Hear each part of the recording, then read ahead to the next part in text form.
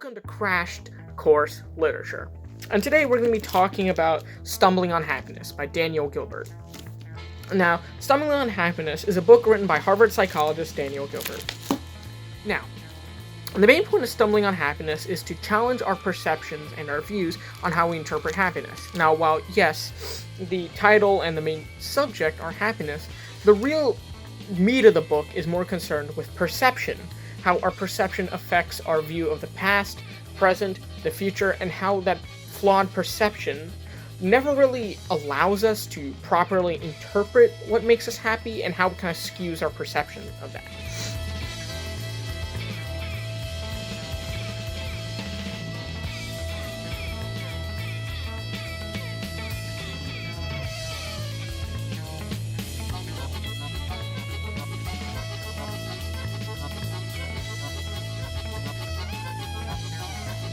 When you go to approaching Stumbling on Happiness, it's best to approach it in the 6 parts that's split into: prospection, subjectivity, realism, presentism, rationalization, and corrigibility.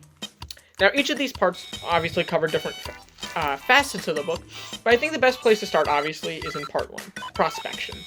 Now, Gilbert defines this term called nexting, which, to quote him, means...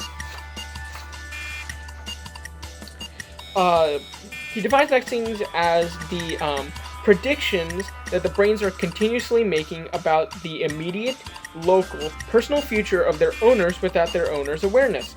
Rather than saying that brains are predicting, let's say that they're nexting.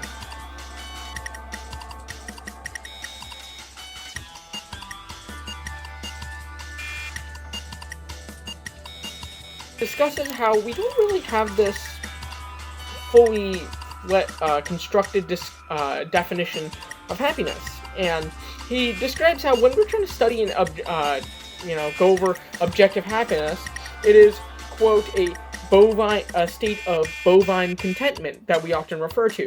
And he quotes the philosopher John Stuart Mill.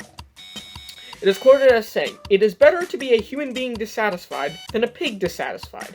Better to be Socrates dissatisfied than a fool satisfied. And if the fool or the pig are a different opinion, is because they only know their own side of the question." Now, what Gilbert illustrates and discusses with and states with that quote is essentially that when we consider happiness, we just can't go with the perception of what makes us happy on a basic physiological level. So, like, yes, eating food makes me happy, maybe sleeping makes us happy.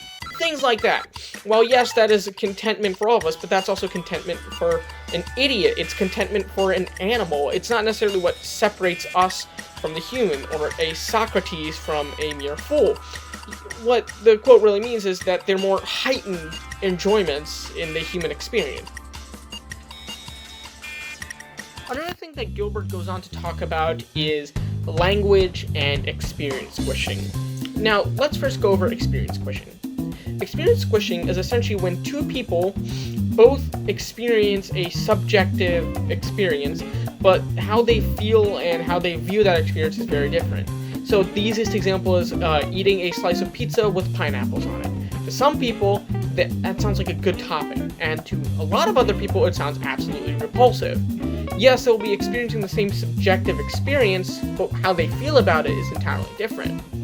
And language squishing, in a way, is based off that, in the fact that it's still based in the same central subjective experience, but now it's more focused on the way we articulate our feelings about it.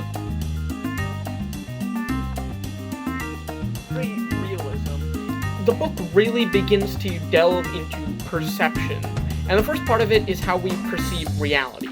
Now, the only thing that really needs to be discussed about realism is that our brains start off in the realistic, the perception of the world in realism. Essentially, what we see is the objective world that everyone else sees. Now, as we grow up, we learn that this is not the case. Maybe some people can't see something in front of us because they're behind us or there's a barrier.